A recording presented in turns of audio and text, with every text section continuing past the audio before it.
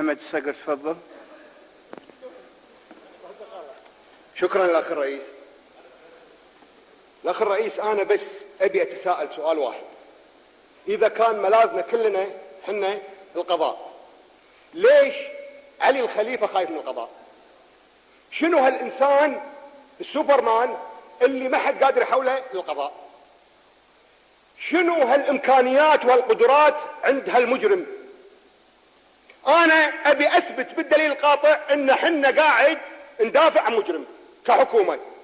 قبل لا أبدي كلامي، يوم 7/6/1997 الساعة 5:56 حسب تحقيقات النيابة العامة أطلق النار على زميلنا عبد الله النيباري، واللي أطلق النار لاذ بالهرب.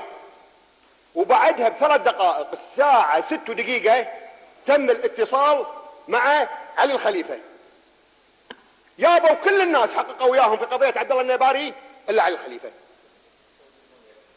حتى ناصر رضوان يابوه حققوا وياه، إلا علي الخليفة ما يابوه.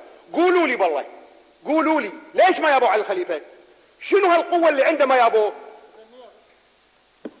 جريدة القبس لما كنت أنا رئيس تحريرها نشرنا حكم القاضي موربك، قامت الدنيا وما قعدت، إلى أن ياني وزير الإعلام قال لي الشيخ سعد يبيك. شيبي فيني الشيخ سعد؟ قال لي يبي صالحك على الخليفة. قلت له ما بيني وبين على الخليفة شيء، أنا حاضر للشيخ سعد بأي زمان وبأي مكان ويشرفني، بس ما أقعد ويا حرامي. قال لي تعال. جيت وكلكم عارفين القصة، يبي يدخل على الخليفة وياه، يبي يصالحني وياه، ما بيني وبين قضية، لأني أنا قاعد أنشر هذا الحكم. هذا الحكم اسمه الآتي، خل أقرأ لكم إياه. The High Court of Justice Queen's Bench Division Commercial Court، القاضي موربك القاضي الشهير، هذا اللي انتم الحكومة ما قاعد تعطون القضاء الكويتي شرف لأن يسترد أموالنا. الأخ الرئيس، خلوني أقول لكم بس تاريخ علي الخليفة. علي الخليفة جاي من زبير بالخمسينات، درس بمدارس الكويت وتخرج من الثانوية، وهذا شيء ما يعيبه، هذا شيء ما يعيبه أبدا. درس بالثانوية وذهب إلى أمريكا. استريح أبو فهد خلني أحكي. إذا فيكم ردوا حولوا النيابة، حولوه. درس بمدارس الكويت وخلص الثانوية وراح إلى أمريكا ودرس في واحدة من أفضل الجامعات في العالم، جامعة بيركلي، وكان ساكن بالداخلي، وتخرج بشهادة زينة ويا الكويت وعمل في وزارة النفط، وتدرج إلى أن صار وكيل وزارة مساعد، ثم وكيل وزارة، ثم وزيرا للنفط عام 1975، ثم وزيرا للمالية، وبقى في هذه المناصب بين وزير مالية ووزير نفط إلى غاية عام 1991 عندما ترك الوزارة.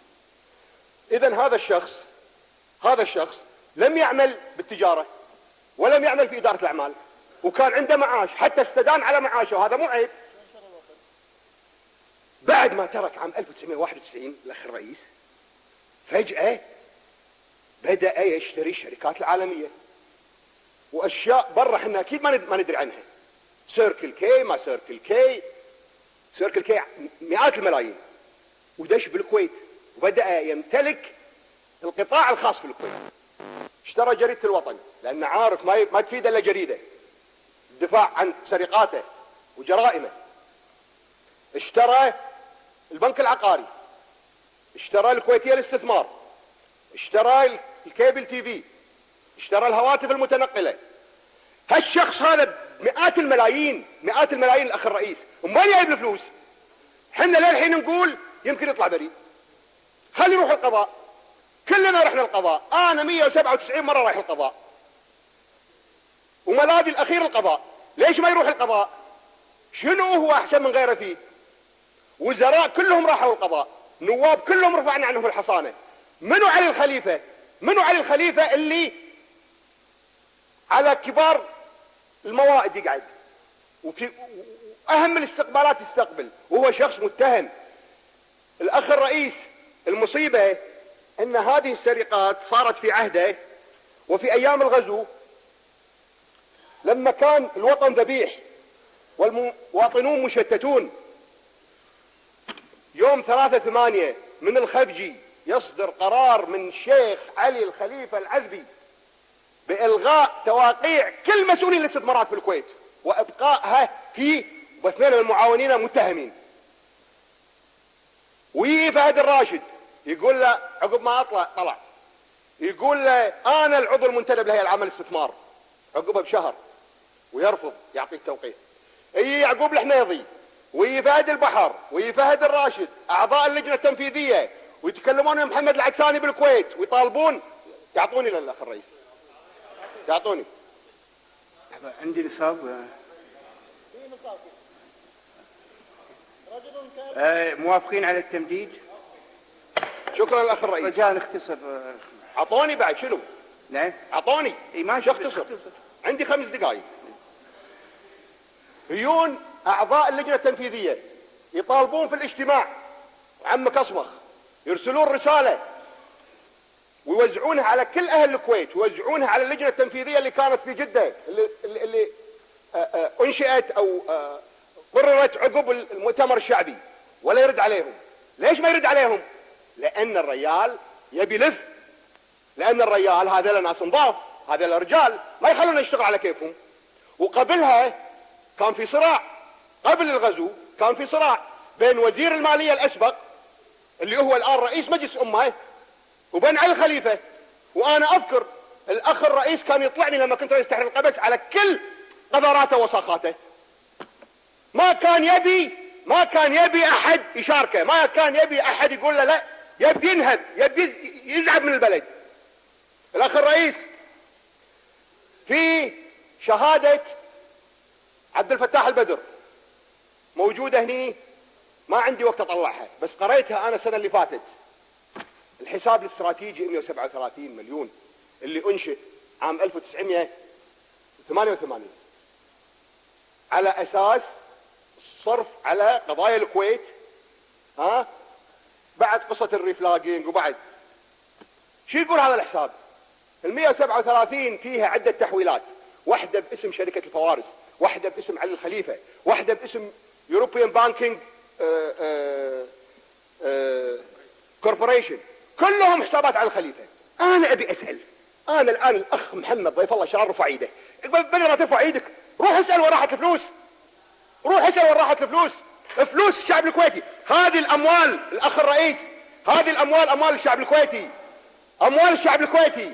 حاط لنا جريدة يشتم النواب ويشتم رجال الكويت، ما يخوفنا. انا بقول له شغلة، حنا بيننا وبينك القضاء، وما تخوفنا بجريدتك ولا تخوفنا باللي حاطهم بس يشتمون اهل الكويت، ما راح تخوفنا.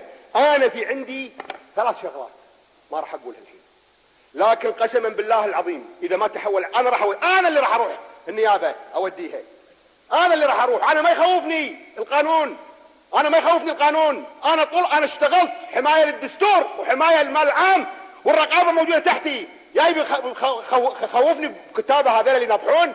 ما يخوفني ولا حد يخوفني. انا حنا امس هدينا احتراما الى موقف الحكومة، لان موقف الحكومة كان فعلا موقف جيد، لكن مو معقولة يطلعون الشتيمة، راموا العصيمي، راجوا الرومي، وانا كمار الصدر بصير. شنو الاستهزاء هذا؟ على بالهم على كيفهم بس يحجون وما في حد يرد عليهم. حنا وراهم وبيننا وبينهم القضاء. وانا اتحدى علي الخليفة يطلع علي شيء، حاول ولفق وتكلم علي وقال علي احكام انا اخذتها عليه، اتهمني بالاختلاس وخيانة الامانة والتربح المشروع غير مشروع، والحمد لله القضاء انصفني والقضاء راح ينصفني مرة ثانية، وماني خايف شيء. لا تبوق، لا تخاف. هو خايف طريقته لانه بايق، لانه حرامي، لانه مجرم. شكرا لك الرئيس. شكرا. تفضل اخ نائب رئيس الوزراء وزير الدولة شؤون مجلس الوزراء. شكرا الاخ الرئيس. امرين الاخ الرئيس، بودي فعلا في هذا المجلس ان اولا اربأ بهذا المجلس ان يكون هايد بارك، لان هذا المجلس يحترم. لا انا معلش أنا أقول أربع بهذا المجلس.